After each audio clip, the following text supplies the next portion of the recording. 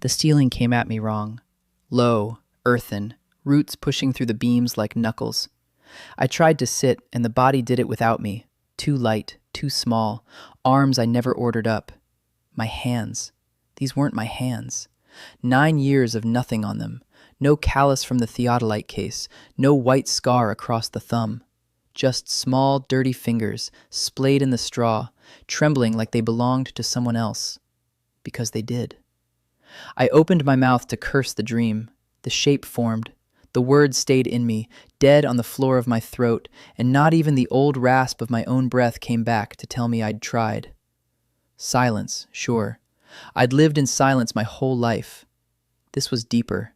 A well with no bottom and no echo climbing up. A hand pressed my shoulder. I felt it before I saw it. That warm shudder of a living grip coming through skin and bone. A girl. Knees in the straw beside me, dark hair stuck to her cheek, her mouth working fast and frightened. Words I couldn't hear and couldn't read, not yet. She shook me again. Her eyes said one thing plain enough in any tongue. Don't you dare. I knew her. I had never seen her. Both true at once, and my chest went tight around it. Then the floor lit up. It crawled out of the corners of my eyes the way a headache used to scream. That white shriek I'd carried for 30 years, the ringing no doctor could kill. Only now it bled outward. Lines. Thin bands of cold blue and amber rolling across the dirt, curving around the table leg, climbing the bench, nesting tighter where the ground dipped, and spreading wide where it lay flat. The girl knelt right on them and didn't blink. She couldn't see them. They were mine. Every line dragged a spike through the back of my skull. I gasped without sound, and the harder I looked, the harder it bit. Light and pain braided into one rope someone was hauling through my eyes. I pressed a palm flat to the floor to steady myself. The blue band ran under my hand. I felt nothing. No heat, no buzz. Just my own pulse hammering and her grip and the cold clay. But I knew that shape. Lord help me, I'd drawn that shape 10,000 times by lamplight. A contour line. The land telling you its height without saying a word. I'd surveyed dying ground for a living. I'd died doing it, or near enough. I half remembered the white room, the ringing, the long going out. And here it was, waiting for me, the whole cold trade, woken when I woke. The girl grabbed my wrist and yanked it sideways, off the line, toward the wall, toward something tucked under the workbench in the dark where the amber band pooled. My fingers closed on it before my eyes caught up. Cold, smooth, a weight that belonged in a working man's palm and nowhere in this cellar of clay pots and tallow. I dragged it into the line's glow. Brass. A short bar of it, scarred and honest, with a little glass vial set in the middle, and inside the vial a bubble of air, trembling, hunting for level, settling dead between two scratched marks. A spirit level, mine, and looped around it a length of waxed cord weighted with a smooth lead plumb, swinging slow, finding the one true line down to the center of the world. The girl stared at the brass. Her mouth stopped moving. Her finger came up and touched the glass like it might burn, and her eyes flew to mine, wide, asking a question this whole soft little country had no word for. Neither did I. Not out loud. Not ever again. But my dead man's hands knew exactly what they were holding. Gray light slid down the cellar stairs in a wedge, and the cold came with it. Wet clay, dead smoke, the morning of the only world I had now. Lissa was already up. She never let go of my wrist. She hauled, and the small body followed her, the brass level still locked in my fist, up the worn earth steps to the door. She shouldered it open. Fog lay in the lane, ankle deep, not moving. The houses leaned. Every sill had dropped. Every door frame sat racked off square. Every wall bowed toward the soft black earth that wanted to eat it. People stood in their doorways, 20, maybe 30, mouths open. I felt it before I understood it. up through the soles of these bare child's feet, up the bones of my shins, a low, even hum rising out of the ground the way a struck rail talks to your hand a mile before the train shows. Then the light moved. My blue and amber lines, the ones only I could see, shivered. Where the ground dipped, they crawled. The bands slid together and flattened, packing tight and even across the whole lane, and as they did, the houses groaned up on their footings, sills lifting, frames squaring to true. The village was singing its houses level. I couldn't hear a note of it. A doorframe 2 yards off climbed back to plumb while I watched. My lead plum swung once on its cord and went still, dead center. They were doing with their throats what I'd spent a whole life doing with brass and patience. Lissa wasn't singing. Her mouth stayed shut. 4 or 5 other kids stood silent down the row, lips pressed white, eyes on their feet. The hum stopped. A man came up the lane. He wore gray with a stiff white collar, a wax tablet in one hand, a stylus in the other. He walked the doorways the way a taxman walks a market stall, slow, unhurried, counting. He stopped at the silent children, tipped the nearest boy's chin up with the stylus, studied the shut mouth, and scratched a mark in the wax. He went down the line. Mark. Mark. Each quiet kid bought 1 stroke. He reached Lissa. She lifted her chin before he could lift it for her. He looked at her a long moment, then down at the tablet, and I read his lips, the first words of this world I ever caught off a mouth. 7, he said. Then 1 word more, for her, for all of them, a word that curled his lip as he shaped it. Lissa's hand crushed down on my wrist. His eyes slid to me, the silent boy beside the silent girl. The stylus rose toward my face. Then he saw the brass in my fist, the level, the small trembling glass, the swinging plum. His brow folded. He had no word for it. I watched the blank where the word should sit. He decided it didn't matter. The stylus came down, found my shut and useless mouth, and he cut his mark. 8, where I stood. He turned and walked on, counting, and the fog took his gray back. My hand closed on a nub of Mason's chalk, white, gritty, worn to a thumb stub. Lissa had just hauled me back down into the cellar, out of the fog, the gray census man's count already gone soft in the lane above us. My other fist still locked on the brass. I didn't decide to kneel. The dead man's hands decided for me. Down here the lines still hung, my blue, my amber, faint, pooling where the floor sagged off toward the far wall. 1 ring sat clearest of all. Same curve I'd watched climb a leaning doorframe back to plumb not an hour gone. I knew that shape, shot 1,000 like it through a glass in a life that ended death. So I copied it. The chalk bit the clay. I dragged the curve out slow, matching the floating ring of light stroke for stroke, closing the loop until white chalk and hanging color lay dead on top of each other. A shadow crossed the floor.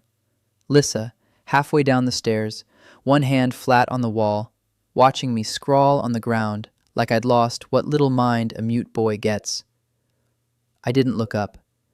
I set 1 fingertip down on the line. The chalk woke under my skin. Not sound. I'll never have sound again. This came up through the bone of my finger. That same low, even push I'd felt climb my shins in the lane. Except now, it answered me. It ran the ring. It found a loose, gray floor stone sitting inside the loop. The stone trembled. Grit skittered off its edges. Then it lifted. A fist of cellar rock peeled up off the clay and hung a hand's width in the air, turning slow, throwing no shadow it had any right to throw. No throat made that. No breath. Just a line, a fingertip, and a surveyor who finally had a tool in his hands again.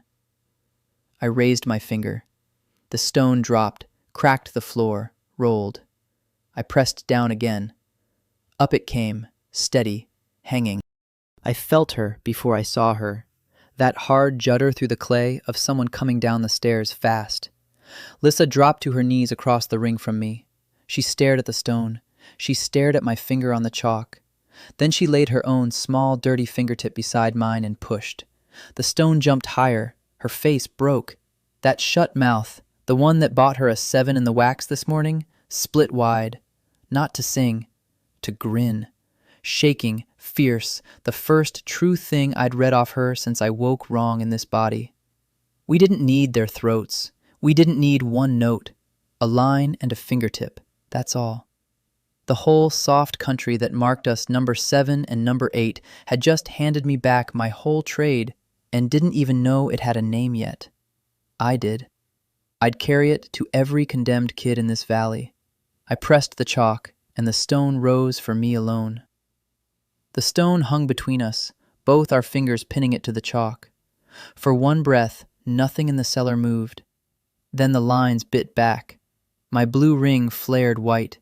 The amber behind it sharpened to a blade. Light drove in behind my eyes, the same screaming color I'd carried 30 years in a dead man's skull, and it came up the finger bone and hammered straight into my head. I didn't lift off. I wanted to. Every time the stone climbed, the ring burned brighter, and every climb was a nail through the back of my eye. Something wet crossed my lip. I touched it, red on my knuckle, thin and warm. So that was the toll. Read the lines, pay in skull. Lift the rock, bleed for the lift. Fine by me. I'd bled for worse and walked away with nothing. Lissa saw the red. Her grin slammed shut. She threw herself across the ring and clamped both hands over my finger, dragging it off the chalk. The stone dropped and rolled. The light pulled back to an ache I could stand. She knelt there, gripping my fist, her chest going hard and quick, her eyes hunting my face for how bad it was. And right there, I finally read her true. I'd taken her quiet for a hole, the same empty the gray man scratched a 7 beside this morning. Wrong. Her jaw was locked. Her eyes were wide and working the room. None of this stillness in her was nothing. It was a breath held for years, waiting on someone to crack a window so she could let it out. She mouthed at me, slow, so I'd catch every shape. Does it hurt? I smeared the blood off on my shirt. I grinned back, crooked, because cocky costs less than honest down in a cellar. Then I took her hand. I laid it flat on the floor, over the chalk, where the ring waited under her palm. I tapped my own chest. I tapped hers. I pressed her fingers down until the line woke beneath them, that low, even push, no note, all bone. Her eyes went huge. I made her watch my mouth. They wrote you down a 7, I shaped. Me, an 8. Because we can't sing. Her grip crushed my fingers. Never again. I've got no throat to swear on, so I swore on the only things I own, the brass cold in my fist and the line live under her hand. Being voiceless bought a mark in the wax for every quiet kid in that lane this dawn. It would never buy one more, not in this valley, not while I had a finger to press and a curve to draw and a tongue I didn't need to keep this word. She read all of it. Then she pressed the line herself, and the stone climbed, and she held my eyes the whole way up.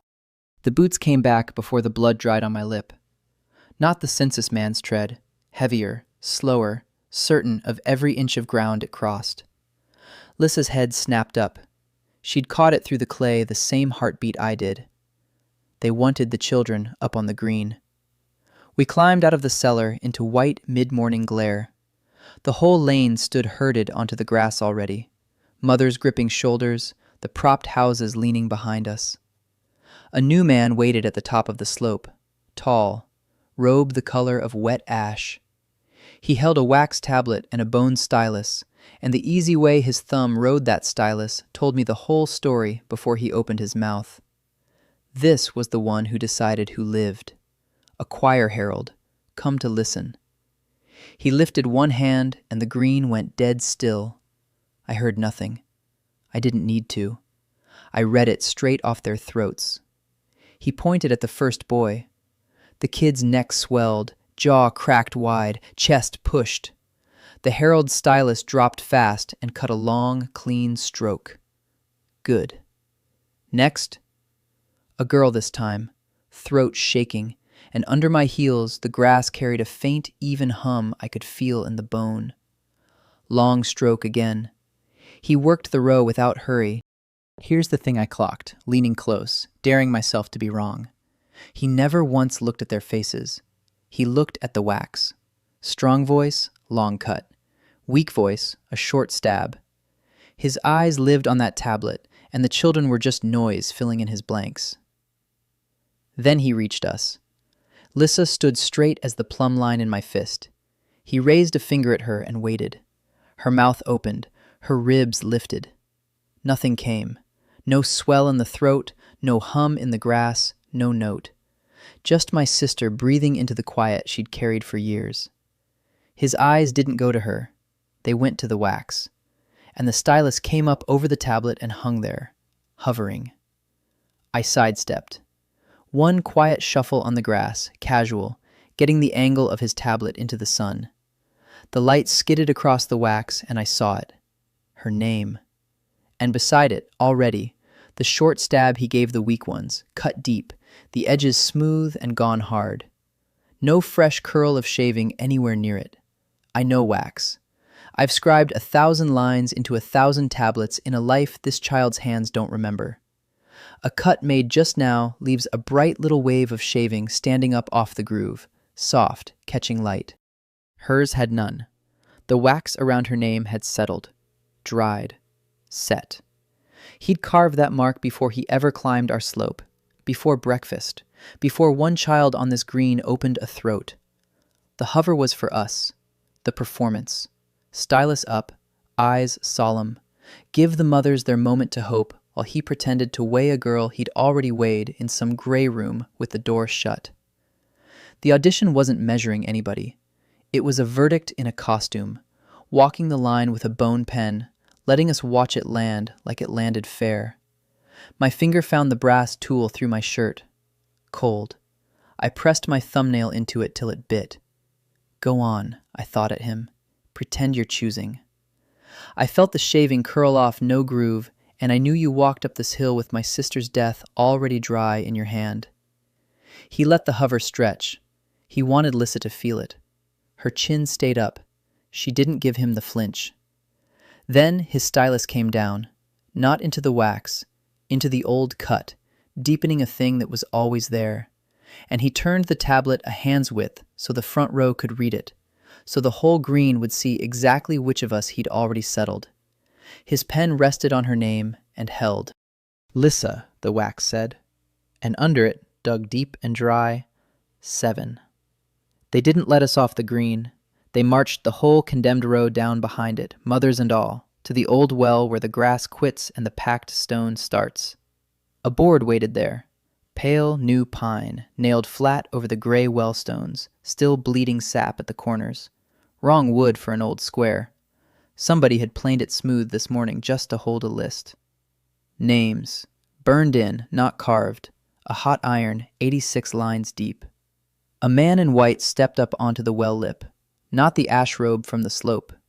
This one wore bleached linen, pressed flat, and the crowd folded back from him before he asked. Precentor Vale. The word ran the lips around me before he opened his. He set 2 fingers at the top of the board and began to read. I can't hear a man. I read him off the throats in front of me, the way a name lands in a mother and bends her at the waist. Vale didn't rush. His mouth shaped each line slow and round, like scripture, like he was doing the families a kindness, saying it pretty. Nobody answered him. 80-some parents stood with their jaws wired shut. A woman 2 rows up, pressed white knuckles to her mouth, and kept them there. His finger came down the board. One name, the next. Every line he spoke, a face in the crowd broke open. He reached the 7th. Lissa went still beside me. Not scared still, listening still. Through her feet, the way I taught her, the way she's done since before she had words. His lips made her name. Then they made a word after it, soft and final, and the mothers near us recoiled, returned to silence. Here's where my hands went cold instead of shaking. I looked at the board, not the man. Really looked. The names weren't grouped by lane, not by family, not by street. They marched straight down, 1 through 86, and I had seen those numbers already, at dawn, on a wax tablet, in a gray man's fist. 7. Lissa, 7. 8. Me. That dawn count was never a census. It was a cue. The number the gray man pressed by her name wasn't a tally of who's deaf. It was her place in the line. 6 go before her. She goes 7th. Near the top of a roll 86 deep. Not lost somewhere safe in the middle, but right up where the iron starts and the hand is still fresh. So I did the only thing these hands know how to do under fire. I measured. 41 days. 6 names ahead of hers. The pitch of the ground from this well to wherever they do the returning. Panic is just a measurement I haven't run yet. Run it cold, and it stops being a scream and starts being a number. Numbers I can move. Lissa's fingers found my wrist. She tapped it once, then 6 light counts after. 7. She'd read the board too. She knew the exact rung she stood on in his line, and she wasn't crying about it. She lifted my hand off her wrist, carried it to the new pine, and laid my palm flat over her own burned name, like she was showing me where to start. I waited for the house to sleep before I'd risk it. The candle was down to a thumb of tallow when I finally got on the floor with my chalk. Above us, Mother's breath came slow through the boards, that even drag and release I could feel in my knees. Lissa sat cross-legged beside me, waiting. I pressed my palm flat to the cellar wall. There it was, the cord. Not a sound I'll ever hear, a thing I see, blue and amber rings standing in the dirt where the village sings its houses straight every dawn. The wall leaned a finger off plumb. Cold ground drinks foundations here, and without that morning cord, the whole hill takes a house down slow. I started drawing, ring inside ring, the way I'd lay a hillside on paper. Where the amber crowded tight, the slope was steep. That's where the wall wanted to go. Where the blue spread wide and lazy, the ground held its own. I chalked every band onto the packed floor, a map of a song I couldn't hear, contour after contour, until the whole leaning corner lay flat at our feet in white loops. Lissa leaned over it. Her eyes went floor, wall, floor. She had it before I could show her. She always does. I took her hand. I set one small finger down on the line where the amber bit hardest into the blue, the rung where the slope tips, where a held note does the most work for the least blood. I tapped her wrist twice. Here, press and hold. She looked at me, not asking permission, checking I meant it. I nodded. She pressed. Nothing, for a breath. 2. Then it came up through the floor into my shins, that low, even tremor a true line makes, the ground answering a child who'd never said one word in her life. The amber ring flared, tightened. The leaning corner shivered. Dirt sifted from the seam in a thin gold thread. And then, I felt it through both knees at once, the wall quit sliding. It stood. She was holding it. Her. Alone. No cord above us, no robe, no man in white granting it. One finger on a chalk line, and a wall that had wanted to fall for years went quiet under her hand. I watched her face for the cost. I knew what was coming. It came. A single dark bead slid from her left nostril and dropped onto the chalk. She didn't lift her finger. She wiped her lip on her shoulder and held the line. I caught her wrist. Enough. That's enough. And she eased off slow, the way you let down a jack instead of dropping it. The wall held a half beat after she let go. Then it settled back to its old lean, gentle, like it had remembered something it liked. Lissa put her bloody fingertip back on the chalk, then on her own chest. Mine. I grinned at her in the dying light. Couldn't help it. They'd burned her name 7th into that pine board down at the well. They'd lined 86 kids up in killing order and called it kindness, reading it pretty off the lip of the stones. Here's what they didn't count. The thing that pulls this village's houses up plumb every dawn. The thing that takes a whole choir and a precentor in pressed linen to manage. My mute little sister had just done it. One finger. No sound. No permission asked. She tapped the wall, then held up one finger and folded it down, asking which line came next. There's no next tonight, I told her hands. You held a wall. Sleep on it. She lay down right there on the chalk, cheek to the map, that dark smear still drying under her nose, and she shut her eyes, smiling. Let them keep their cue. I'd just turned their seventh name into something they will never hear coming. The night after Lissa held the wall, I crossed the lane to Peter's loft, barefoot so the ground would tell me who was awake. I scratched his sill twice, the way my sister scratches mine. He pressed his face to the gap. A boy who'd never made a sound in 9 years. I lifted my hands into the moonlight and gave him the sign Lissa and I had cut down to 2 moves, palm to the earth, finger to the lip. Come down, say nothing. You always could. He was on the ladder before I finished. That's the part the singers up the hill will never understand. The kids this valley calls broken read hands faster than any throat-blessed child alive. His father caught us at the bottom rail, Smith's hands. One closed on my shoulder and the other clamped flat over Petter's mouth, the old reflex, the one every house here raised its children on. I didn't fight him. I knelt instead. I chalked one ring on his dirt floor, a second inside it, quick, and set Petter's finger on the line where the amber bites hardest. The boy pressed. The lamp jumped in the father's grip. He felt it come up through his boots, that low, even answer, the floor of his own house going true under a sun he'd been taught to silence. His hand slid off Petter's mouth on its own. I tapped a number into his palm. 1.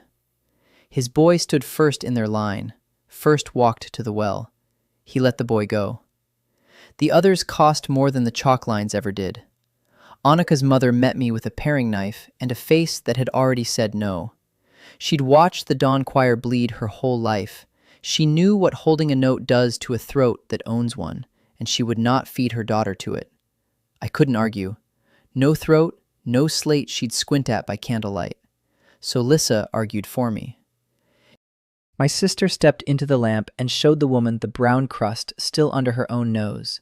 Then she knelt, laid one finger to the floorboards, and held a line until the table hummed and the woman's tin cup walked sideways across the wood. Lissa lifted her finger, wiped the fresh red off her lip, smiled at her. This much, her hands said, only this much, and I pick it. The knife sank to the woman's side. She wept the way they all weep here, silent, taut. Then she pushed Annika at us with both hands, the way you let go of a rope you can't hold over deep water. 2 more came after that. Word crawled lane to lane, sill to sill, hand to hand. Nothing a choir ear would ever catch. The Varan girl, 3rd in the burning order. Yannick, 5th. Both standing ahead of Lissa in that pine. Both breathing in my cellar by the 3rd night. 4 small bodies down a ladder, and their mothers and fathers white-knuckled at the top of it, watching me take the only children they had left into the dark. That's the toll nobody warned me about. Stone gives easy. A parent letting you teach the thing that got their kid condemned. That bleeds slow and high, and it doesn't clot. By the 4th night, the house above us slept like always, mother's breath dragging even through the boards. Below, the candle burned. 6 of us crowded the packed floor. I chalked the leaning wall's cord across the dirt. Ring inside ring, amber crushed tight where the corner wants to fall. Then I set the hands. Petter at the bite, Annika beside him. The Varan girl and Yannick on the gentle blue. Lissa on the steep, where it costs. I tapped the first wrist. They pressed together. The whole rotten corner came up off the dirt and stood. No robe, no precentor, no man in white granting it. 6 hands on the lines, mine among them. 6 throats this valley swore were empty, making the ground answer in the black. A choir of my own, down where they'd never think to listen. 6 hands still on the lines when the boots hit the lane. I felt them before I saw a thing, that hard, drilled tremor walking up through the packed floor into my knees. Not a parent. Parents shuffle. This came even, spaced, marching. A patrol, working door to door. Then the long strides stopped, at our gate. I slammed my palm flat to the dirt. The treads split, one set to the neighbors, one climbing our step. A canter. Sill by sill, while the whole valley slept, and 6 children were lighting up the floor under me. You have to understand what they were doing to the ground. Hold a line long enough, and the dirt stops lying. It goes true, dead true, and that trueness sits down in the soil like a struck bell that will not stop ringing. A canter feels that. Feeling where the ground sings wrong. That's their whole blessing. I grabbed wrists, mine cut flat across my throat. Off, now. 5 fingers came up, too late. The corner was already standing, already humming, and the bell in the dirt didn't care the hands were gone. It kept ringing the truth I'd built. The step above us flexed, boots in our kitchen. Mother's bare feet dragged from sleep, crossing to meet him. I had one trick, and it was going to cost me my skull. I dropped both hands to the chalk and read the chord backward, not lifting the corner, drowning it. I dragged a second ring against the first, amber crushed into amber, a false note smeared straight over the true one to flatten the whole thing into nothing. The toll came up my arm and went for the back of my head, white fire. 30 years of a ringing nobody else could hear taught me to keep working while my own skull howled.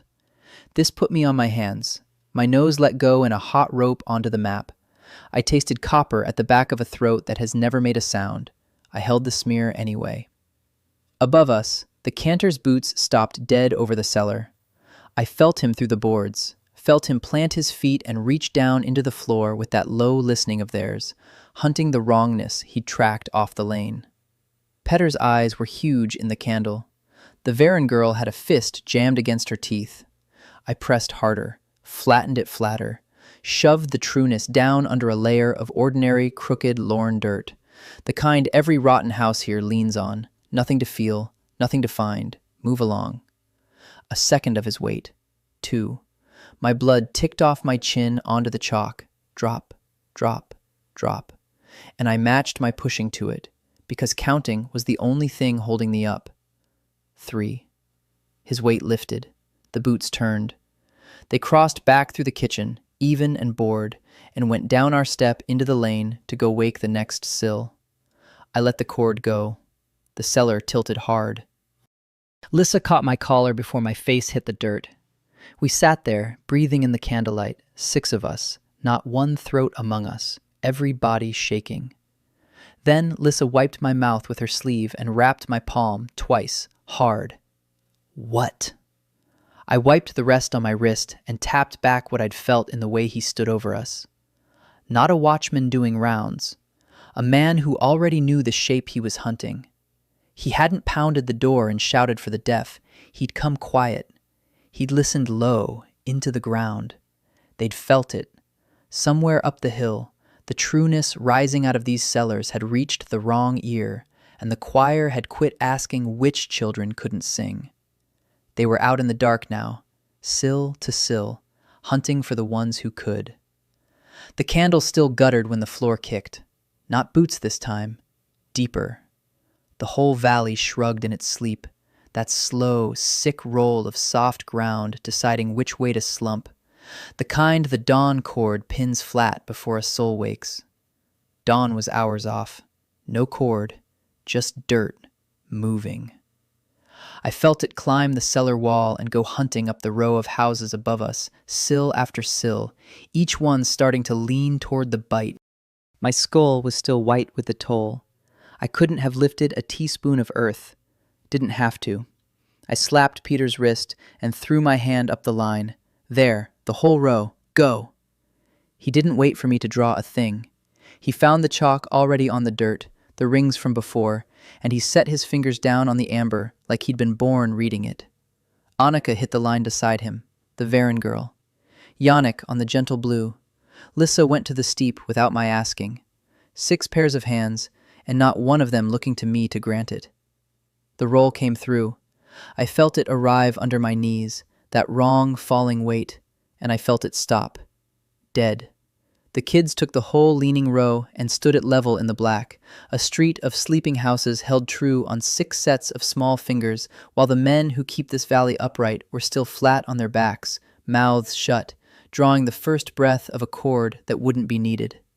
The trueness sat down in the soil. The houses settled square. Up and down our lane, nobody stirred. They'd sleep through it and wake on even floors and never know whose hands did it. I watched Peter's face in the candle. Teeth bared, eyes streaming, a thread of red crawling out of one nostril, and grinning at me through all of it.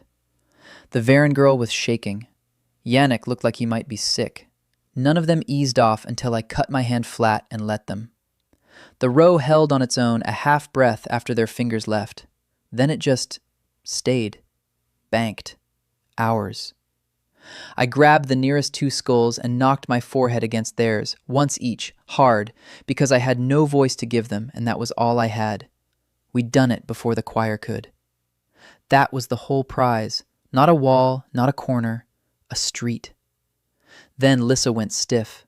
Her eyes went past me, up the cellar stairs, and stuck. I turned. The workshop sat over our heads, the joinery where Garrick had taken the master's bench not 2 weeks back after the old man's lungs gave out.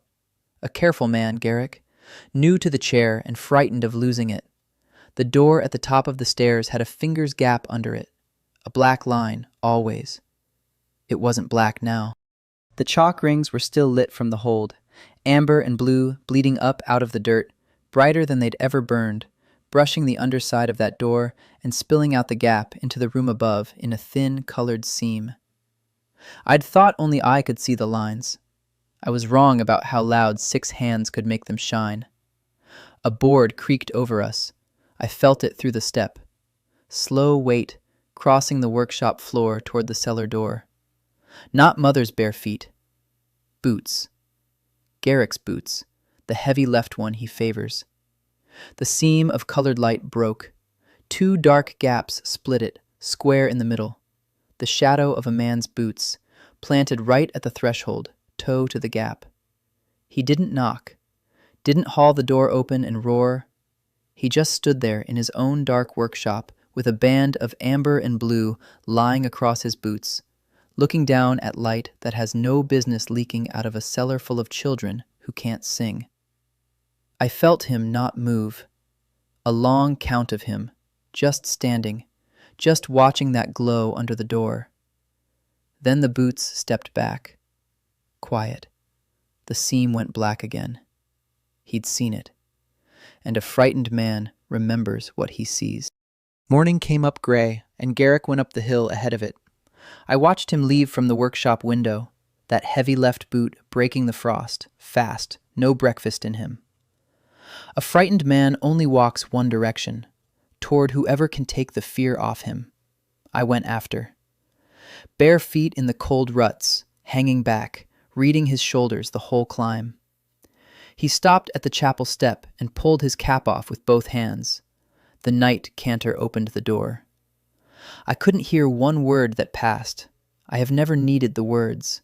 I read Garrick's mouth. Children. Slow, ashamed, his lips dragging on it. 6. My cellar. The dirt. It lights up. The cantor went still as a fence post. Garrick kept going, the way a man does once he's tipped over the lip of it. I didn't know. I swear on the voice, I only took the bench. I never... There it was. He sold 6 kids and my sister to keep a stool 2 weeks warm. I stood in the frost and watched a careful man trade us for his chair. By the time I came back down, the square was already filling. Word runs faster than I can in Lorne. They packed in around the old well, the same well, the pine board of 86 burned names, and Precentor Vale stood up on the well stones in his green and waited for them to go quiet. I felt the hush come up through my soles, that heavy settle when a crowd stops shifting at once. Vale lifted one of my chalk maps over his head. A slab of cellar dirt, contour rings cut whole out of the ground, the amber gone dead in daylight. Somebody had carried it up like a corpse. His mouth opened wide enough to read from the back row. "This," and he turned slow so every face got it, "is an obscenity." He let it hang. Then, "A chord no throat sang, the voice itself drawn by a hand." He spat the word hand. "Drawn by a mute." The crowd pulled a breath. I felt it move the cold air against my neck. He named the rest like scripture. The lines, a blasphemy. The map, a theft of the voice straight out of God's mouth. And the child who drew them? He lifted his chin and found me in the crowd, found me dead on, like he'd kept my face folded in his sleeve for days.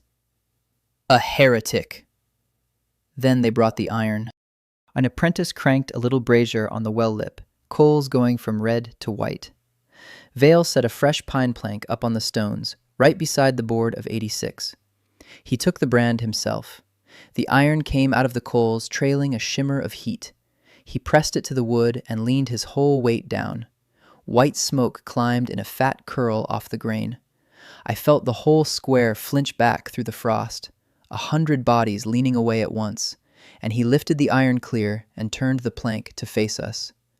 My name, burned black into the pine. Under it, the deep-scored mark they cut for the burning kind. He held it up so the back rows could see what a 9-year-old looks like once you've made him kindling. Then the frost showed around me, boots backing off, a clean ring opening in the packed square, one small mute boy left standing in the middle of it, and not one neighbor, not the baker, not the woman who'd fed Mother broth, willing to be caught in my shadow. Vale hung the plank on the well beside the others. Number 8 had a second name now, not just deaf, heretic. Worth a fire all my own, ahead of the queue, ahead of Lissa. I looked up at him on the stones. He looked down, waiting for me to break. I held the look. I let the cold square watch me hold it. He'd carved my name into wood to bury me. He'd just told the whole valley exactly where to find the boy who could draw their god. That night they didn't knock. I was awake. I'm always awake now. Sitting in the cellar dark with Lissa's head on my arm and the chalk slabs stacked against the wall. The first I knew of them was the floor. A drum of boots coming down hard through the dirt. 4 men, maybe 5, and the tremor ran up my spine before the door even moved. Then the door broke in. It didn't open. It came off the hinges in one piece and slammed flat on the steps, and torchlight poured down after it, orange and jumping, throwing a long shadow across the floor I'd worked true. Choir nights. Vale's hands. The first one filled the doorway. A big man, mail to the knees, short blade out, torch up. He saw the chalk rings on the wall. I watched his mouth move at the men behind him, fast, the word here shaping wide and ugly. I didn't wait for the rest. I had Lissa up before her eyes opened, my hand clamped over her mouth out of old habit. She can't scream, neither can I, but my hands still think a sound might save us. I swept the top 3 slabs off the stack into the grain sack. They wanted the maps burned, so the maps came with me. The big knight came off the bottom step. He grabbed for Lissa's arm. I felt his weight commit through the floor, that lean a man makes a half-second before he lunges, and I yanked her sideways into the coal chute gap before his fingers closed. His blade bit the wall where her shoulder had been. Sparks. Old brick. We went up the chute and out the back into the cold. Here's the thing they didn't know. I'd spent 4 nights with my bare feet on every inch of this ground. I knew where it banked hard and where it stayed rotten. The square out front was true. We'd banked it square ourselves, and true ground holds an armored man just fine. So I didn't run for the square. I ran for the low yard behind the tannery, the strip that always wept water, the soft seam the cord never reached because nobody important lived on it. My feet read it in the dark, that give, that wrongness the whole village steps around without knowing why. I pulled Lissa straight across it. We're small, we're light. The soft ground barely felt us. The torches came on behind.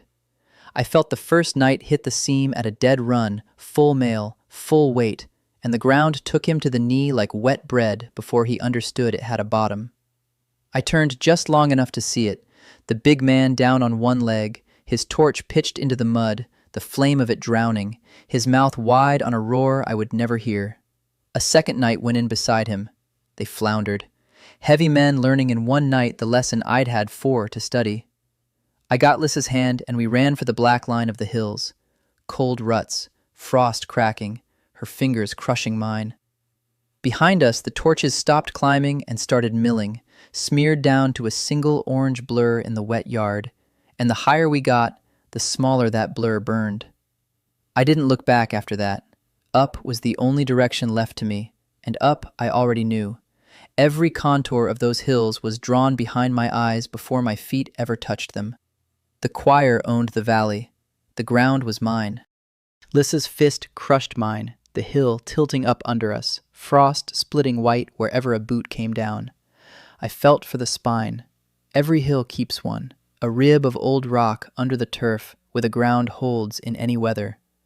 I'd walked this slope barefoot a dozen nights and drawn it behind my eyes in red chalk, the safe line up. My soul's found it now, hard, true. I dragged Lissa onto the rib and we climbed. To our left, the slope ran smooth and grassed and gentle, an easy road. It was a bog wearing a lawn. I'd sunk a stick in it to the elbow once and felt the cold mouth take it. I felt him before I saw him.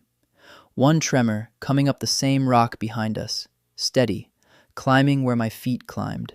A smart man. He'd shed his mail in the wet yard and watched exactly where the boy went. And now he set his boots in my tracks and gained. I turned. No helm. Torch low. Blade in his teeth. Lissa's whole body locked. I squeezed her hand once, go, and hauled her up the rib. He matched us. Step for step on the honest rock, and on honest rock he was bigger and faster than 2 cold children, and the spine ran out into gray scree 40 feet above. So I did the thing that looked like a mistake. I left the rib. I cut left, off the safe rock, onto the smooth green slope every nerve screamed to avoid. Lissa fought me. Her eyes said, wrong. I'd taught her too well. I set her bare feet where mine went, the cattle track seam that threads even a bog, 2 hands wide, hard as a doorstep, and we crossed the green skin of it dry. The knight saw us take the easy ground. He grinned around the blade. He came off the rock to cut the corner. He weighed 3 of me. The lawn opened under him like a mouth and swallowed him to the hip in one breath. Then his partner broke from the dark below and ran to drag him out. And the peat took that one too, thigh deep, the pair of them roped together in black mud with a single drowned torch. I stood on the dry seam and watched them sink. The big one tore at his own leg with both hands and got nowhere. He looked up at a boy who couldn't hear him swear, and I read the curse shaping on his mud-flecked mouth. Witch, devil, some word with teeth, and I gave him nothing back. The choir sang every dawn to hold this valley up. Not one of them had ever put a bare foot to it. I had. Every weeping seam, every false lawn, every honest rib of stone, all of it drawn in color behind my eyes, while the men hunting me read a page they couldn't even see. I took my sister's hand. Below us, the mud owned the both of them now. They'd quit hunting. They were begging the ground to let them go, and the ground I knew by name did not answer. The last torch guttered out. I turned my back on the dark where they thrashed and climbed for the saddle. We came over the saddle in the gray before dawn, and there sat Graywell below us, a clutch of houses on a hillside, every roof line leaning the same drunken way downhill. I felt it through my soles before I counted a single tilt. The whole shelf was creeping, sliding, slow as a long winter, toward the gorge. One cottage was lashed to the slope with a ship's hawser. Real sea rope, thick as a man's wrist, looped round the chimney and pegged to a boulder. 50 miles from any water. Somebody had hauled it up here to keep their home from walking off the hill. Lissa stopped. Her bare toes read the same slow crawl mine did, and her eyes came up to me asking the question. I nodded. Yes, this ground is dying. Then the doors opened. They came out gray and thin, a dozen of them, candle stubs, and no fat on any face. Hill folk who'd buried more than they'd fed. They saw 2 children with a grain sack and didn't reach for us, too tired to be cruel. Behind them came the one who wasn't tired. Robe, clean boots, a little brass handbell on his hip that meant the choir paid him to stand here and sing the tithe. He took one look at Lissa's bare feet and my shut mouth, and he knew exactly what we were. His lip curled around a word I read clean off it, deaf spawn. He lifted that bell and shook it at us the way you'd shoo a dog off bread. I didn't go. I knelt at the nearest doorpost and pulled the plumb line from inside my shirt. Brass bob, waxed cord, the one thing on me worth more than my own neck. I pinched the cord to the lintel and let the bob hang. The whole crowd watched a little weight swing still. It came to rest a full hand off the post. The doorframe leaned that far out of true, and every soul standing there had stepped through it for years, calling it straight because nobody dared call it anything at all. An old woman made a small, broken sound. She'd known. They'd all known. They just had no word for it that wouldn't put their names on a board. The cantor rang his bell harder, and his mouth went fast. Witchery, the soft ground belongs to the choir. Get them gone before they're seen. I'd had a bellyful of being shooed. I dragged my chalk across the flat of a map slab and turned it to the old woman, big and plain, and pushed it straight into her hands so he couldn't snatch it first. One night, it said, give me the deaf children you were told to fear. Your houses stand true by dawn. If they don't, burn me ahead of them. She read it once, read it twice. The slab trembled in her grip. The cantor lunged and struck it from her hands. It cracked on the doorstone. His face came round at me, gone white, because he'd watched her lips move on every word before it ever fell. She looked at the broken halves. She looked at her own leaning house. She looked last and longest at the man who'd let it lean for years, rather than say deaf out loud where the choir might hear him. Her chin came up. She shaped it slow, so the silent boy would catch every move of her mouth. One night, she said. You've got it. One lantern in the whole Black Valley. The old woman pressed it into the mud at my feet and backed away. I picked it up. Then I stamped the slope twice, hard, and waited. Down in the dark, my crew felt it come up through their souls. They climbed out of the bracken barefoot. The throwaway kids, the deaf spawn off the choir's board, the ones I'd carried out of 3 burning parishes. My finger singers. 8 pairs of bare feet that read dirt better than any cantor reads a hymn. The cantor didn't stay to watch. He bolted his clean door and left his brass bell on the step, like the thing could shoo us off the hill without his hand on it. Let it ring to itself. We started with the rope-lashed house. I knelt and laid my palm flat to the ground, and there it was under the mud, a rib of honest stone running level along the hillside, the one true line the whole shelf was sliding off of. I dragged my chalk along it. The kids dropped to their knees and read the same rib with their fingers, nodding, grinning, because they felt it too. We dug. Out came the rotten packing, wet peat, crushed shell, the soft nothing some long-dead mason had bedded the cottage on. Under it sat my stone rib. We slid flat slabs onto it, and the smallest girl, Bex, drove oak wedges with a mallet near as big as her, feeling every blow land true, straight up the handle. I set a pry bar. Lissa threw her whole weight on the far end with me. The corner of the house lifted, a finger, then a hand, and we packed stone into the gap before the slope could steal it back. House by house we walked the contour. Knuckles split. Frost came down on the grass in the small hours. The lantern burned to a blue bead, and we worked on by starlight and the line drawn behind my eyes. Gray came up over the saddle behind us. I went back to the first doorpost, the leaning one, the one whose shame she'd read off the swinging bob the morning before. I pinched the waxed cord to the lintel and let the brass bob hang. It swung. It slowed. It came to rest, kissing the post. True. The old woman put 2 fingers to the cord like she didn't trust her own eyes. Her mouth broke open. Water cut clean tracks down a face that hadn't had any despair in years. I lifted the lamp and looked down the street. Every door on that drunken hillside stood square against the dawn. Not one cantor, not one bell, not one note of theirs holding it up. Just stone laid on stone where the ground told us to lay it. Then the old man moved. Gap-toothed, nightshirt, bare shins. He bent to his cold hearth and pulled out a charred stick. He limped to the chalk line on his own wall, set the char against the stone, and copied it. Slow, wobbling. His own crooked contour drawn by his own hand. The woman beside him did the same. Then her neighbor. Down the whole leaning row they came out with charcoal and chalk and burnt bread crust, and they traced my line onto their walls, each one marking the true ground for themselves. And nowhere in that black smear of honest lines was there a single inch of room for a man in clean boots to stand and sing. The cantor's bell still sat on his step. Nobody picked it up. Lissa leaned into my side, filthy to the elbows, and grinned up at me with the whole sun rising behind her teeth. 3 dawns after the hill, the frost found us in Graywell, and the town was already awake, hiding us. A baker's wife slid 2 warm loaves through the gap under the cooper's door and was gone before I could thank her with my hands.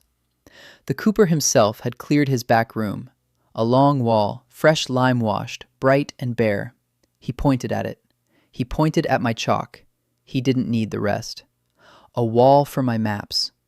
I had the rib of every hill within a day's walk drawn on it by noon. Lissa ground charcoal to powder for the shading. Bex kept watch at the shutter, oak mallet across her knees, reading the road through the floorboards for hooves. The folk came and looked.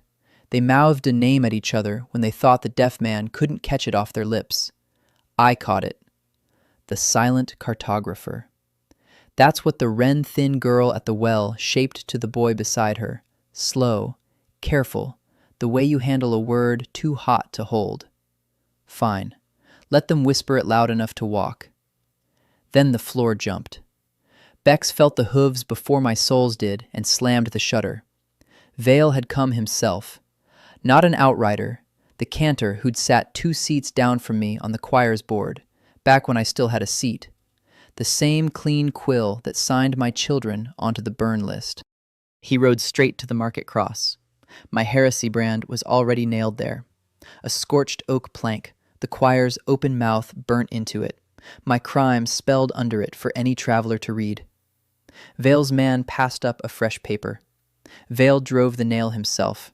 Right beside the brand, a bounty, my face cut into a woodblock, badly, and a price under it fat enough to buy this whole town twice over and leave change. He looked dead at the cooper's shutter while he set that last nail.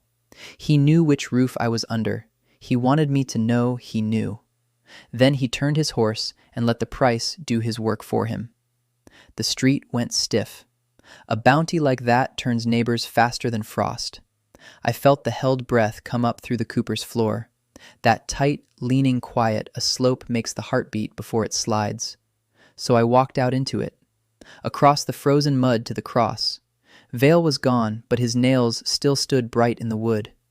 I put my fingers on the brand, my crime, that burnt, screaming mouth, and I wrenched it loose.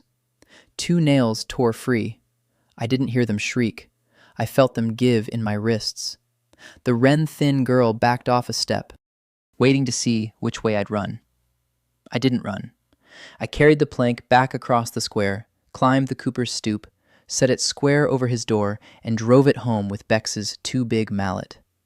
The choir's brand, hung up where the whole street could read it, over my workshop, over my maps. Then I turned and signed it wide, both hands, slow enough for every watching face to take every word clean off mine. This is the house. This is the man. The maps are inside. Lissa scrambled up beside me and chalked a fat arrow on the lime wash, pointing at the door, her teeth flashing. Vale meant that brand to smoke me out of every roof in the valley. He'd just nailed a sign over my front door and paid criers to stand in the square and read it aloud for me. By dusk, 3 more villages had sent runners up the Frost Road, asking, would the silent cartographer come and read their ground true? Bex felt them at first light. Not hooves, feet. Many feet, slow and uneven, coming down the Frost Road in one long, ragged line. I cracked the shutter on a gray morning. They came over the hill, carrying chalk. A boy walked point. 9, maybe. Barefoot on the frozen ruts, a fat stub of white chalk gripped in his fist, like a coin he'd lifted off a dead man. Behind him, a woman with her knuckles split and bleeding. Behind her, more.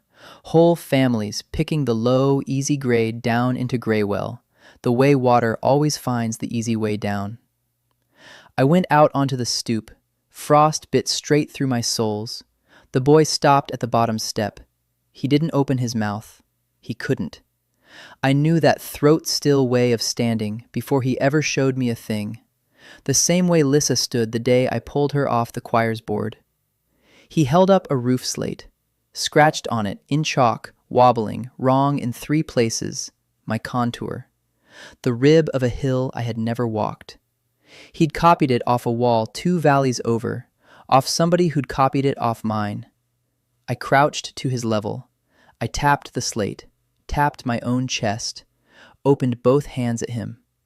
Where's the hill? He pointed back the way he'd come. Then he pointed at the slate.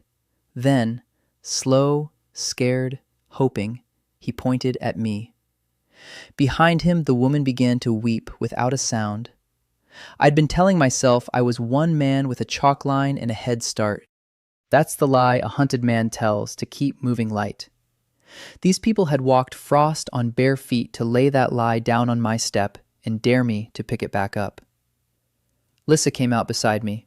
She looked at the slate, then the boy, then the line of them trailing up the white hill, and her grin went wide and mean and glad. I waved every one of them inside. The Cooper's back room filled until the lime-washed wall ran wet with breath. I put a stick of my good charcoal in the boy's fist. I pressed his cold hand flat to the wall and dragged it along the true line until he quit flinching and started pressing for himself. I took a clean board down off the Cooper's stack. Lissa ground charcoal to ink in a clamshell. Bex held the board steady across her knees. I wrote it big, in letters plain enough for any frozen hand to trace. That ground is read, not sung. That no roof ever stood on a clean man's voice. That any child the choir threw out can pick up the chalk and read the bones of a hill the same as me. No cantor's quill came near it. No open mouth burnt across the top. I pressed my black thumb to the foot of it. Lissa mashed hers down beside mine. The boy understood before I had to ask him. He ground his whole small palm into the charcoal dust and slapped it on the board, hard, grinning at the smear he left.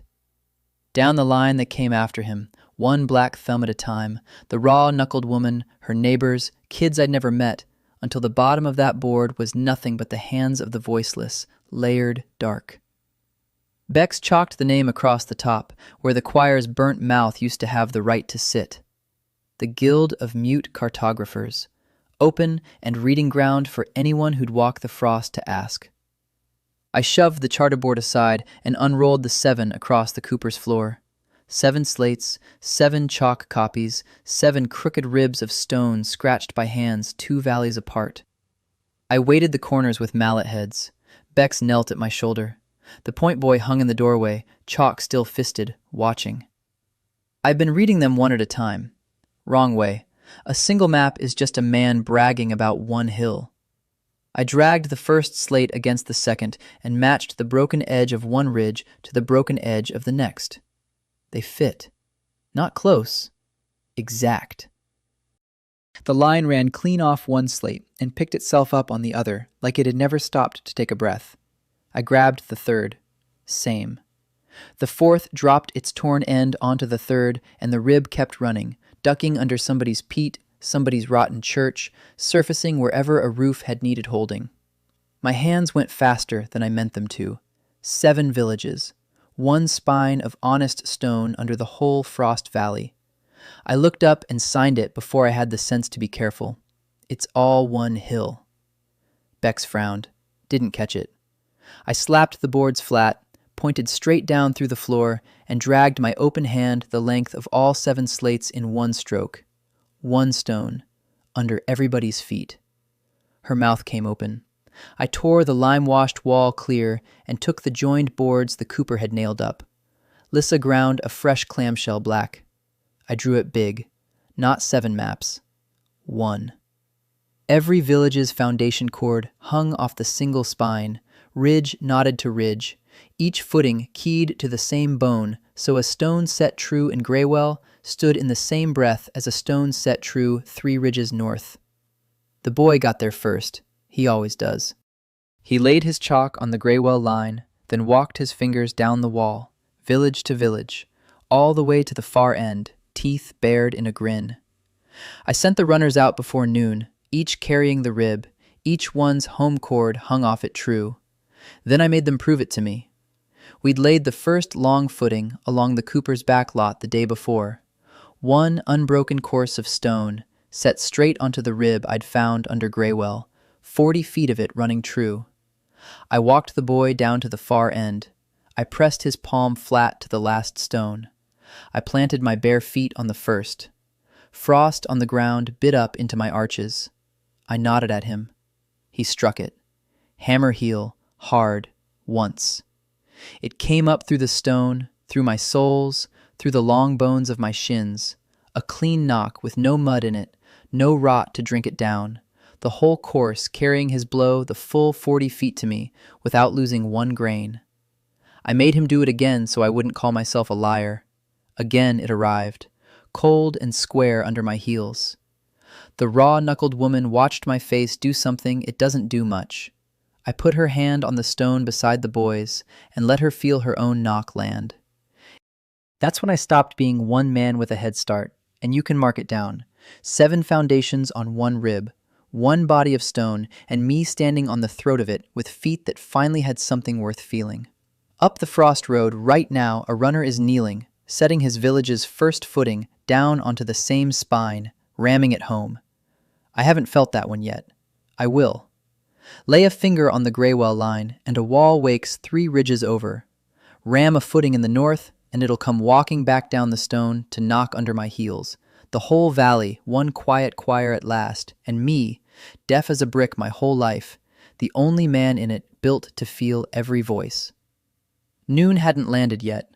I stood barefoot on the first stone, back lot, waiting for that north runner's knock. It didn't come. Something else did. A long, low grind walked up the rib and into my arches. Not a knock, not square, but a slow folding. The sound ground makes when it gives up all at once and takes whatever was standing on it down into the dark. Bex felt me go rigid. She put her palm to the footing too. I knew that tremor. I'd spent my whole life with my soles pressed to dying ground.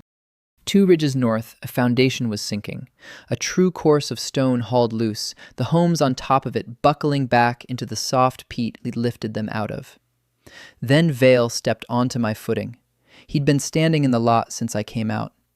10 feet off, in the frost, a cantor where no cantor had any earthly business being, his brass-chained knights stoppering the lane. I'd thought he came to crow about the bounty. He came for this. He set his boot flat on my 40 feet of stone. He wanted to feel it land too. No song in it, is there? His mouth made it easy on purpose, round and slow. That's why I waited for you to pull your boots off, mapmaker, so you'd catch every grain. His men had been at the copied village since first light. While my runners went house to house, keying cord to cord, his knights walked the line I'd drawn and pulled the keystones out of it, one by one. Not burned, lifted. They let the wet earth take back everything my levels had raised. Your lines are very good, Vale said. We're grateful. They told us exactly where to push. A boy came stumbling down the frost road then, half dragged by the raw-knuckled woman's brother, one leg folded wrong under him, chalk still ground white into his knuckles. One of mine. A kid I'd taught to find the rib with the back of his hand. He'd laid his palm on the true line the way I showed him, and they dropped the roof on top of it. Under my feet the grind hadn't stopped. It kept arriving, soft, patient, a whole row going down course by course 2 ridges off, every fold of it riding the spine straight up into me because I am the one man in this valley built to feel it. Vale watched my face do the thing it doesn't do. "There," he said. "Now you have the count." One of his knights flung something across the stone at my heels, a roof slate. The point boy's contour, scratched in a child's wobbling hand, and dragged across it, a dark, wet smear, already drying brown in the cold. Vale crouched. He turned the slate so the line I'd drawn showed clean under the blood. "Stone holds nothing," he said. "Every word shaped for me alone. We hold it. We let go, and the ground remembers whose voice it answers." He pressed the slate flat against my chest until I took it. "Send your runners. I'll send my men to meet them. Keep your tally." He stepped off my footing and walked his knights back up the lane in no hurry at all, leaving the boy bleeding in my frost and a village still sliding down through the rock under my bare traitor feet. The spine I'd made to carry one quiet choir, now carrying me, their dying, undiminished, all the way home. 3 mornings on, a keyed wall in the north row almost went over. It had no right to. I was barefoot on the Cooper's threshold when it reached me, a wall waking wrong 2 ridges off, a footing humming a hair flat under my soles, like a tooth gone bad that won't tell you which one. Bex looked up from the chalkboard. I held up one hand. Wait. I'd built this whole valley to tell me the truth through stone. Now the stone was lying to me. Stone doesn't do that. I went to the limed wall, the guild board, where every village's slate hung edge to edge. 7 contours, matched rib to rib, one master line running clean across all of them.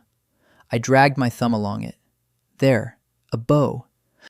One slate's cord sat proud of true, by the width of a fingernail, enough to drop a roof on the kid who copied it. I pulled it down. The north copy.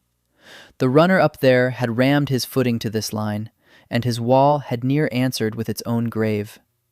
I scraped the chalk back with my nail. Under the white, a thread of red. Ochre. Somebody had drawn the true line, then ghosted a false one over the top in a color a tired runner copies at dawn and never thinks to doubt. Now, who in a guild that works in white carries red? I turned around. 8 pairs of hands in that room, and every one went still when I turned. Scared kids read a face fast. I walked the line of them slow, palms up, the way I read a footing, and stopped. Dorn. Older than my finger singers. Came in with the Frost Road column, signed the charter in a thumbprint same as the rest. Steady hand, good copier, too good. His knuckles were ground red. He saw me see it. He shoved both fists under his apron, and his throat worked on a word that was never coming. I took his wrist. Didn't squeeze, just turned the hand over into the light. Red dust packed deep in every crease. The exact ochre off the salted slate, sitting in his skin like a brand he'd given himself. He didn't fight me. That was the worst of it. He grabbed the nearest slate and his own chalk and wrote with a hand jumping so hard the letters near walked off the edge. They have my girls. Then, smaller, because he had to get the whole shape of it out of him at once. Vale. I copy for you. I salt for him. I stood there with his red wrist in my fist and felt the floor go out from under the thing. Vale hadn't only pushed from outside with knights and lifted keystones. He'd walked a frightened father in through my own door in a Frost Road coat, sat him at my board, and set him drawing graves under my white line. I let the wrist go. Dorn folded down onto the bench, shoulders heaving on a sob I'd never hear. I looked up, and the room had already changed without me. Bex's eyes were off me and on to Lissa's hands.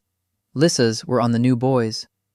Down the bench, every child had turned their own palms up to the light, checking their own creases, then their neighbors, hunting a thread of red none of us could stop seeing now. One salted line. And the whole quiet choir was holding its breath, listening hard for which of its own voices had gone sour.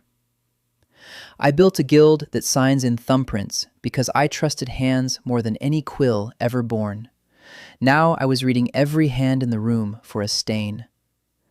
Bex got to the door before I turned back. She lifted the heresy brand off its nail and held the cold iron at Dorn's chest, two-handed, arms shaking. Her mouth shaped it slow so I'd catch every letter. Burn him. Burn the red out of his hands. Lissa was already crouched at the cooper's hearth, fingers hovering over a live coal. No. I came off the board and put my body between the bench and the fire, both palms flat. Wait. That half second I bought him, Dorn spent it wrong. He came up off the bench, not at me, past me. Both red hands open, reaching for the master slate, the one true line I'd matched across all 7 villages.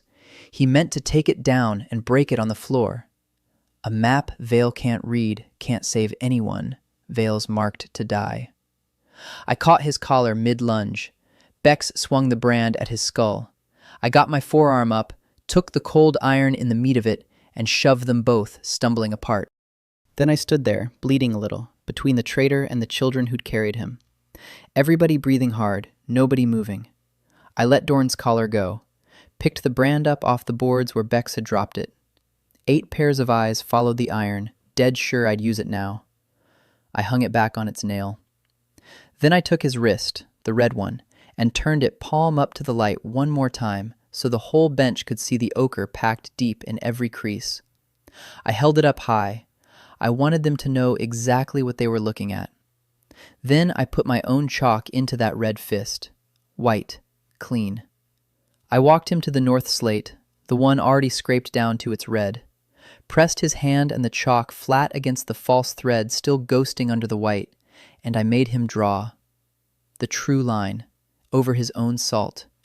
His grip jumped and the chalk skidded, and I held his knuckles steady and dragged it true with him, the 2 of us together, a hair back from where he'd lied it. He was weeping the whole time.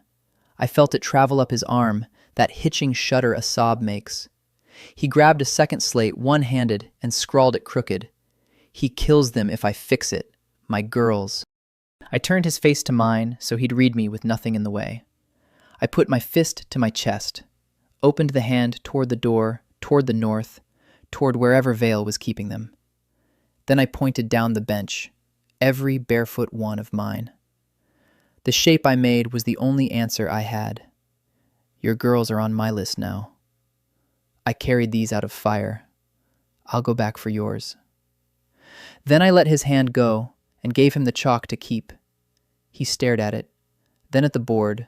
The slates hung edge to edge, every line he'd ghosted red. He started to fix them, one at a time, scraping the salt back, drawing the white true, his hand getting steadier with each one, because a man undoing his own graves learns to work careful. The room turned without me asking. Bex set the brand down and pulled her own slate to read it for color. Lissa held hers to the window, thumb dragging the cord, hunting ochre under chalk. Down the whole bench, the children quit reading each other's hands and started reading lines instead. Because a hand can lie to your face, and the ochre never could. And the guild that had signed itself together in trusting thumbprints learned, in one frost morning, to trust the color in the stone. Dorn corrected the last copy and set the chalk down with both red hands. I hung that slate back on the board, true lineup, in front of every voiceless kid in the valley. Vale's man inside our door, named at last in his own scraped clean hand, the salt out, the line honest, and not one of us fool enough now to take a line on faith. Outside, the frost still held the world stiff. Graywell sits on a high shoulder, and from the cooper's door I could see all 7 of them, ridge to ridge, smoke off 7 hearths standing dead straight in the cold, every house sitting on the one spine of honest stone I'd matched under their feet. 7 villages, 1 line, mine. I put my boot flat to the frozen road and waited for a tremor that wasn't there yet. Quiet. The good kind. Out on that spine, a runner was carrying a true slate north, another walking one east, the whole valley learning to stand without a single note sung over it. You can see a thing like that from a hill now. That's a movement holding ground. Bex came out beside me, my burned forearm wrapped in her spare rag. She felt it before I did, her head snapped to the frost road south. A rider. 1 horse, blowing steam, coming hard. No knight's iron on him. He wore choir colors, blue and gold, clean as a feast day. And across the saddle he carried a thing with no business on our mud road. A scroll, fat with a gold wax seal the size of my fist. The cooper came out, wiping his hands. The herald didn't dismount. He held the scroll up to the gathering folk and read it loud. And I watched his mouth carve every word, slow and proud, the way a man reads when he's sure no one in the dirt can answer back. I caught the cooper's eye. Tell me. He fingerspelled into my palm, hands shaking. Day of voice. I knew that morning. The choir's high holy one. Cantors sing. The whole district kneels. A wall goes up on nothing but throats. Proof, every spring, that the land needs them to stand. It wasn't spring. The cooper kept going. Moved up 6 days. 6 days. The herald wheeled to the bounty post, where Vale's price on my head still hung, where I'd nailed the brand, and drove a fresh nail and pinned the gold-sealed summons right over it. Every village to the green. Come witness, it said, that the order alone holds the stone. The crowd went still, scared still. I felt the cooper itch to tear it down. I started laughing instead, couldn't help it, because I'd just read what Vale had done, and it was a gift. He'd watched 7 villages stand on our silence and rival his own order, and it rattled him so deep he couldn't wait for spring. He dragged his sacred morning forward to crush us before we set hard. Moving the day up wasn't his clever play, though. It was the trap, and he'd walked into it himself. He'd just promised the whole district a stage, a green, a crowd, his cantors, 1 wall raised on song, in front of every family whose leaning house I'd already pulled true with chalk and plain rock. Up there he'd have to prove, out loud, that the voiceless were never needed. In front of people who'd watched us do exactly that, in the dark, for free.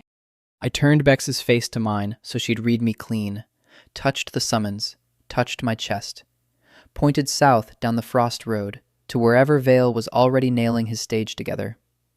We're invited, she signed back fierce. We go? I pulled the nail, took the gold-sealed scroll down off the post, and folded it into my coat like a man pocketing change someone dropped. 6 days. Then I turned the whole crew toward the workshop, because we had a holy morning to ruin, and now we knew the day. We walked before the sun cleared the ridge. Frost on the road, 86 pairs of bare feet behind me, chalk knotted in every fist. Bex set the pace at my shoulder. Lissa carried the master slate against her chest like bread. I'd told them the night before, hands flat under the one lamp. We go to the Capitol Hill. We go where Vale wants us. We draw. So we marched into his holy morning, the one he'd dragged forward out of season to bury us early. The road climbed. I read the grade through my soles, gentle, then a hard pitch where the limestone shrugged up under the grass. I felt the rest before I saw it.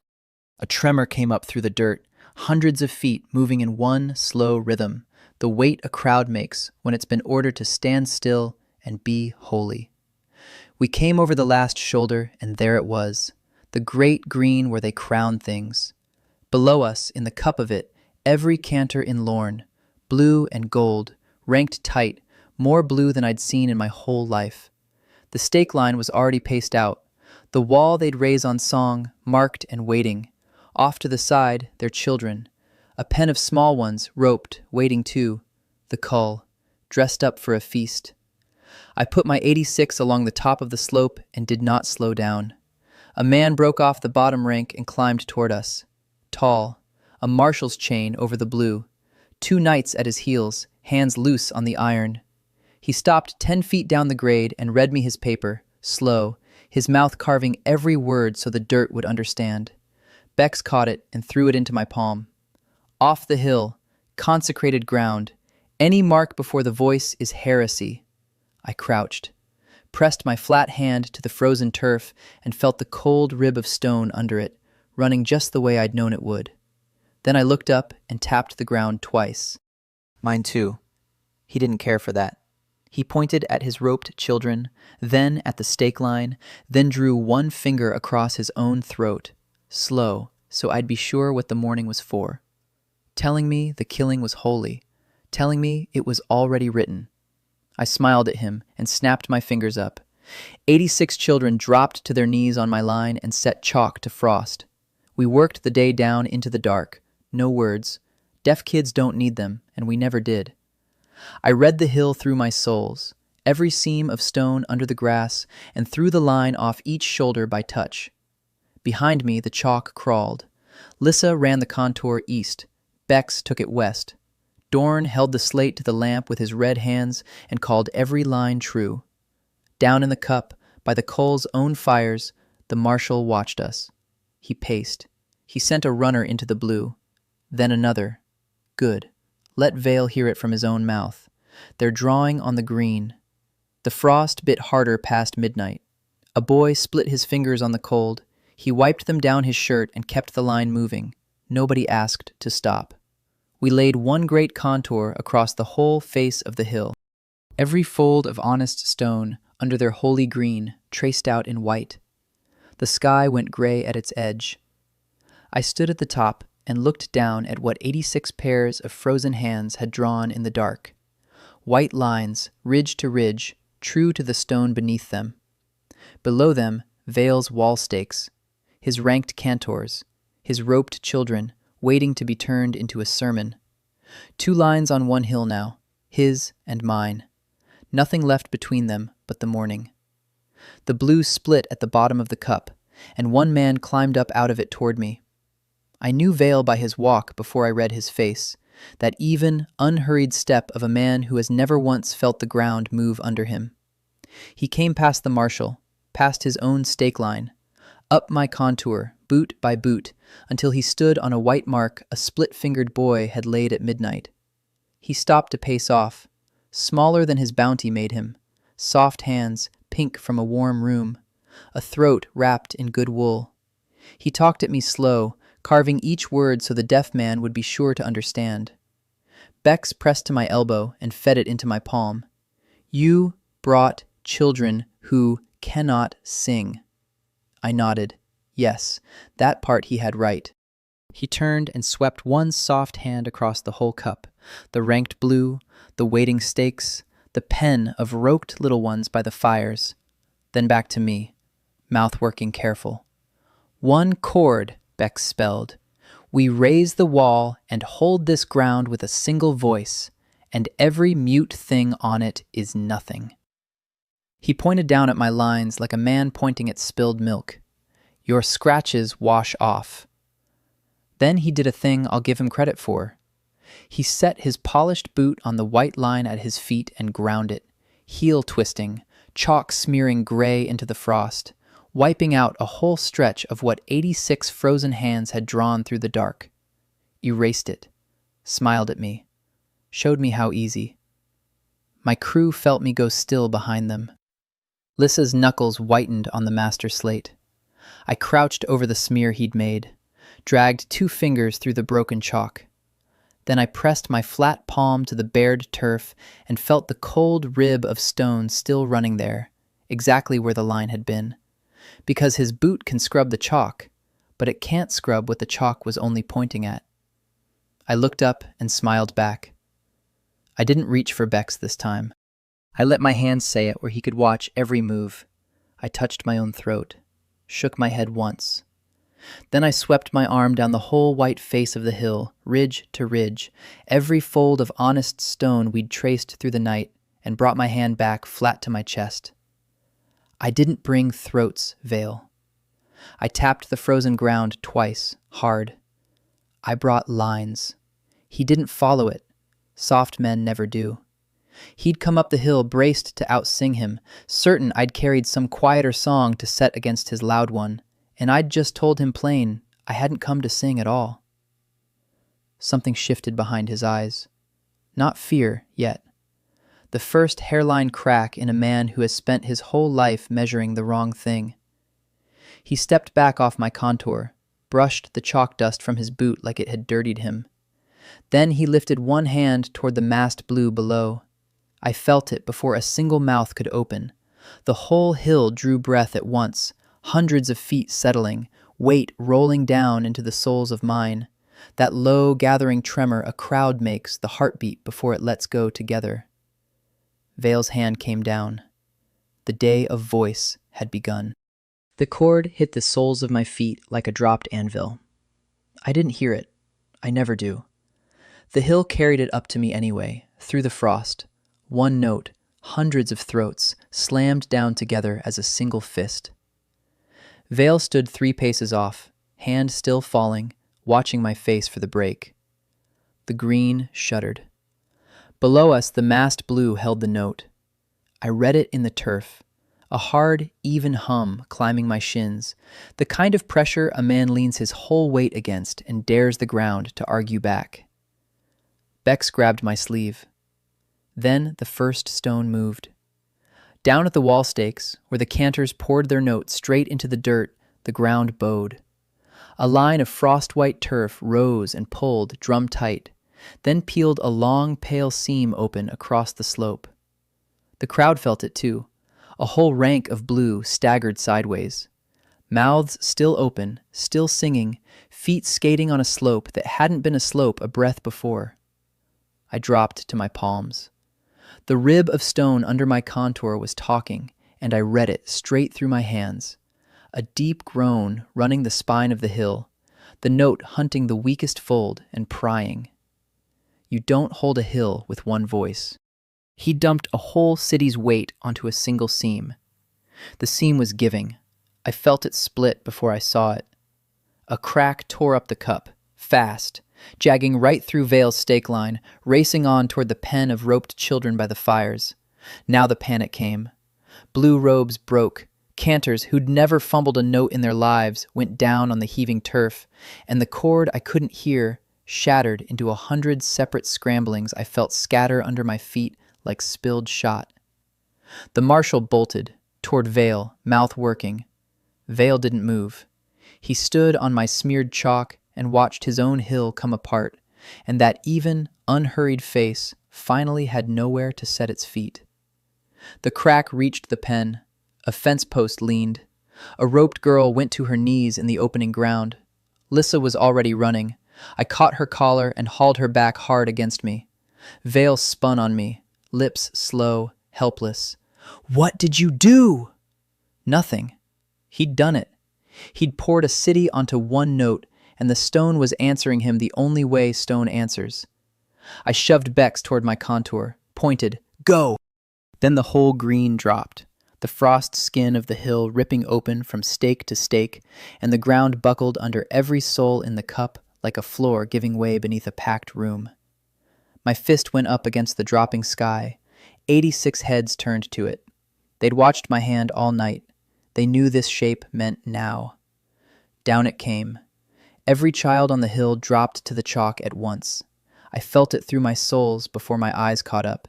86 small hands pressing flat to the true line, finding the cold rib of stone under the frost, fingertips reading the spine exactly the way I drilled them on 3 burning floors. Bex first, then Lissa, the roped girl still hooked under her arm, then Dorn, then all of them, fanned ridge to ridge along the one honest fold, not a throat among them open. The hum from below had been one note crammed into one seam. This was the other thing, 86 points of weight set down along the whole spine, each finger telling the stone where to stand. The buckling reached us. I felt the slide come racing up the slope, that floor-giving lurch rolling at the line of children, and it struck the rib where their fingers pressed and stopped like a wave hitting a key. The ground under my crew did not drop. The turf below settled, hard. The crack that had jagged at the pen ran into the true contour and quit, both raw edges grinding to a halt against honest stone. I pressed my own palm down beside Bex's.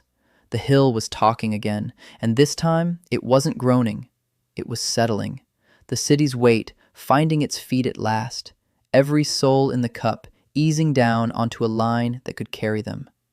The roped girl knelt on solid ground. Lissa had her, both breathing.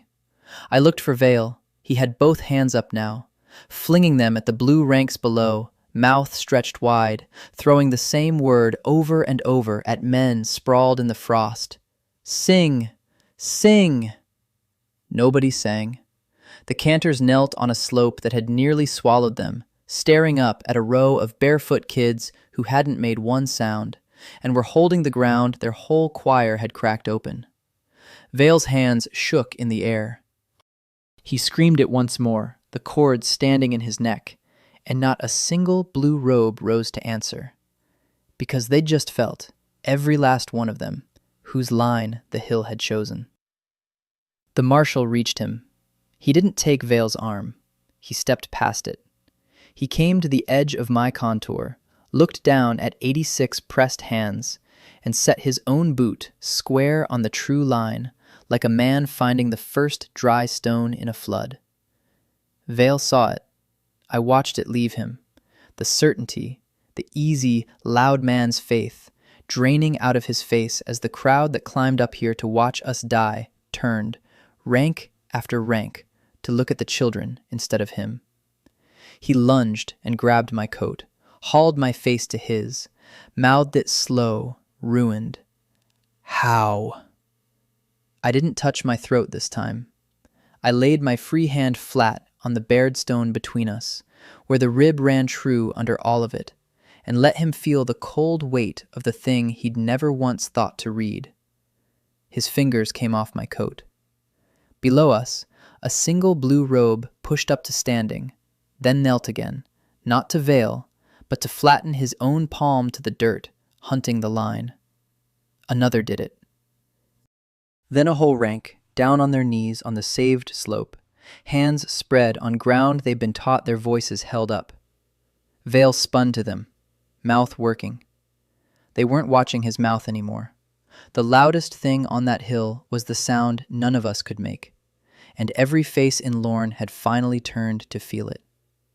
The marshal cut the rope himself. He knelt at the saved girl's wrists and sawed through the hemp with his belt knife, and the frayed end dropped into the chalk and didn't move. Lissa held her up. The girl turned her freed wrists over and over, not yet believing they were hers. A blue robe climbed the slope with the cull list. He held it flat across both palms, that fat roll of vellum, every doomed name inked in Vale's careful hand, the strokes that had signed Dorn's girls and mine and 84 more onto the burn. I didn't take it gentle. I took it the way you take back a stolen tool. There were coals still live where the songwall stakes had kindled at dawn, and I fed the whole roll into them and stood over it. The vellum curled. Names blackened from the bottom up, ran to flake and smoke, and the wind off the cup lifted the ash and carried it down over the kneeling cantors like dirty snow. Nobody moved to stop me. The man who'd carried it up worked his jaw once, then dropped and pressed his palm to my line. Lissa came across the chalk on bare feet, same feet that stood on a tilting floor back in Graywell and didn't run. 7th name on the roll I'd just burned, my sister, marked for noon, and here she was, walking. I had the charter out already, the quill-free one, thumbprints all down the margin where 100 mute hands had sworn the same plain thing. Ground gets read, not sung. She didn't ask me how it was done. She dipped her index finger in the chalk dust, the finger she'd pressed to the cold rib not an hour ago to hold a hill on its feet, and dragged it down the vellum in one clean stroke beside the rest. Not a name any cantor could call out, a line only a hand could leave. I laid my thumb over her mark to set it. Vale was still up here. Off at the unwalked edge of my contour, he caught a cantor by the sleeve, jabbed a finger at his own throat, then up at the empty sky. The cantor looked down at the hand on his arm. He peeled the fingers off, one at a time, knelt, and spread his palm flat on my line. Vale stood there, holding nothing. Whatever waited for him down in Lorne, not one of us turned to watch it come. Below, the work had already started. The marshal had men driving willow markers along the true fold, ridge to ridge, every stake on honest stone and not one on the dead song line. And the masons hauled up here to raise Vale's wall were down on their knees beside the blue robes, hands flat, hunting the same spine the kids had found in the dark. Dorn worked behind them. He set his palm by each marker, nodded or shook his head, and grown men waited on a deaf boy's yes, the way they'd waited on a sung note the morning before. I stood on my line and let the hill tell me what it was now. I never heard the chord, never heard it break. I read this whole morning the only way I've read anything since the fever ate my ears, up through my soles, out along my fingers, across a slope of small bent backs. What climbed the line into me wasn't a groan and wasn't that crammed hum. It was a city holding still, 86 kids breathing on ground that would carry them, in a green that had finally quit fighting its own weight. The chalk ran bright across the frost, white on gray, one fold of mine holding every soul in the cup. Lissa knocked her shoulder into mine and grinned up at me, gap-toothed, chalk to the elbow. I read the quiet the way other men stand under a struck bell, and for once the whole hill was reading it with me, nobody left waiting on permission to stand.